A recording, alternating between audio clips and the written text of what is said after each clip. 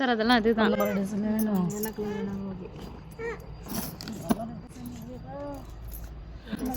Hi friends, welcome to எங்க sweet சமையல். இன்னைக்கு நம்ம என்ன பண்ண போறோம்னா உருண்டை குழம்பு. அதுக்கு தேவையான பொருட்கள் என்னென்னு பார்த்தோம்னா, தேவையான பொருட்கள்: ஊற வைத்த கடலைப்பருப்பு, சோம்பு, பூண்டு, காஞ்ச மிளகாய், நறுக்கின வெங்காயம், தக்காளி, வீட்டில் அரைச்ச குழம்பு மிளகாய் தூள், வீட்டில் அரைச்ச மஞ்சள் தூள், கல்லுப்பு, தேங்காய், புளி, பச்சை மிளகாய், கருவேப்பிள்ளை. ஊற வச்ச கடலைப்பருப்பு, பூண்டு, சோம்பு கொஞ்சம், 2 வரமிளகாய், பெரிய வெங்காயம் சின்ன சின்னதாக நறுக்கி வச்சுருக்கோம், தக்காளி, தேங்காய், புளி, கருவேப்பிலை, பச்சை மிளகாய், குழம்பு மிளகாய் தூள், மஞ்சள் தூள், கல்லுப்பு, எண்ணெய். இதுதான் பார்த்தீங்கன்னா இன்றைக்கி உருண்டை குழம்புக்கு தேவையான பொருட்கள்.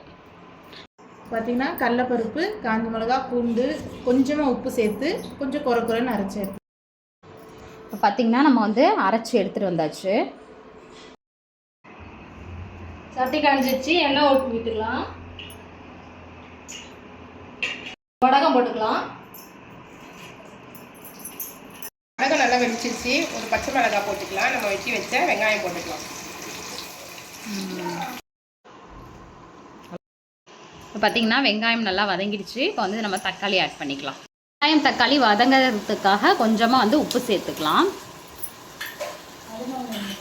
நீங்கள் எல்லோரும் சமைச்சிட்டிங்களா? உங்கள் வீட்டில் இன்றைக்கி என்ன சமையல்னு எங்களுக்கு மெசேஜ் பண்ணுங்கள். வந்து வெங்காயம் தக்காளிலாம் நல்லா வதங்கிடுச்சு.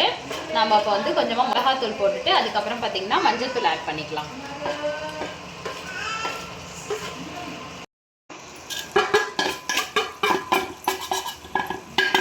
இது பார்த்திங்கன்னா நல்லா அந்த பச்சை ஸ்மெல் போகிற அளவுக்கு நல்லா வதக்கிடலாம். வதக்கிட்டு நம்ம தேவையான அளவுக்கு வந்து தண்ணி ஊற்றிக்கலாம். இப்போ நல்லா வதங்கிடுச்சு. மிளகாத்தூள் போட்டு அதுவும் நல்லா இதாகிட்டு இப்போ தண்ணி ஆட் பண்ணிக்கலாம் தேவையான அளவு. இது பார்த்திங்கன்னா நல்லா கொதிக்கட்டும்.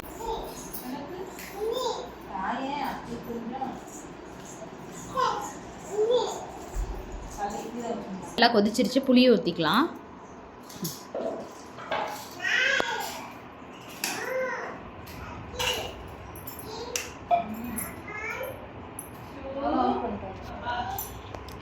பார்த்திங்கன்னா குழம்பு இது நல்லா கொதிச்சோடனே நம்ம வந்து இது உருண்டை பிடிச்சி வச்சுருக்கிறத அப்படியே ஆட் பண்ணிக்கலாம். இது நீங்கள் வந்து அவிச்சும் ஆட் பண்ணலாம், அப்படி இல்லைன்னா தோசை தவாவில் போட்டு கொஞ்சம் நம்ம முருகை விட்டு அதையும் ஆட் பண்ணிக்கலாம், நம்ம இஷ்டம் தான்.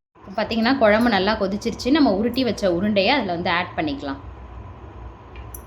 சிம்மில் வைக்காதீங்க, கொஞ்சம் ஹைலே வைங்க, இல்லைனா பிரிஞ்சிரும். இது கொஞ்ச நேரம் வேகிற அளவுக்கு நம்ம கொதிக்க விட்டுக்கலாம். குழம்பு வந்து அரைச்சி எடுத்துக்கலாம். தேங்காவை ஊற்றிக்கலாம். பாருங்கள் நல்லா சூப்பராக ரெடி ஆகிட்டு நல்லா எண்ணெயும் பிரிஞ்சு வருது. பாருங்கள் போட்ட உருண்டெல்லாம் நல்லா வெந்து போச்சு. இப்போ நம்ம வந்து இறக்கிடலாம். இந்த மாதிரி நீங்களும் கண்டிப்பாக ட்ரை பண்ணி பாருங்கள். ட்ரை பண்ணிட்டு எங்களுக்கு எப்படி இருக்குன்னு கமெண்ட் செக்ஷனில் சொல்லுங்கள். சட்டி காஞ்சிருச்சு, எண்ணெய் ஊற்றிக்கலாம். நல்லெண்ணெய், கடுகு போட்டுக்கலாம்.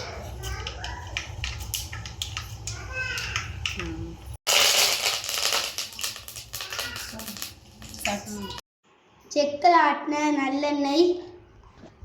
தாளிப்புக்கு தேவையான பொருட்கள்: சீரகம், கடுகு, மிளகாத்தூள். தாளிப்புக்கு தேவையான பொருட்கள்: கடுகு, சீரகம், தனி மிளகாத்தூள், சோம்பு, கருவேப்பிலை, உப்பு. நறுக்கி வச்ச வெங்காயம், நறுக்கி வச்ச தக்காளி, வீட்டில் அரைச்ச மஞ்சத்தூள், நறுக்கி வச்ச பாவக்காய், நறுக்கி வச்ச தேங்காய், சோம்பு சேர்த்துக்கலாம். வெங்காயம் சேர்த்துக்கலாம். இப்போ பார்த்திங்கன்னா அரைக்கிறதுக்கு நம்ம வந்து தேங்காய், சீரகம், அவ்வளோதான். இப்போ நம்ம வந்து அரைக்கிறதுக்கு என்ன போட்டிருக்கோம்னா தேங்காய், சீரகமும் போட்டிருக்கோம். இதை இப்போ தண்ணி எதுவும் ஊற்றாமல் அரைச்சி வதங்கிடுச்சு. தக்காளி சேர்த்துக்கலாம்.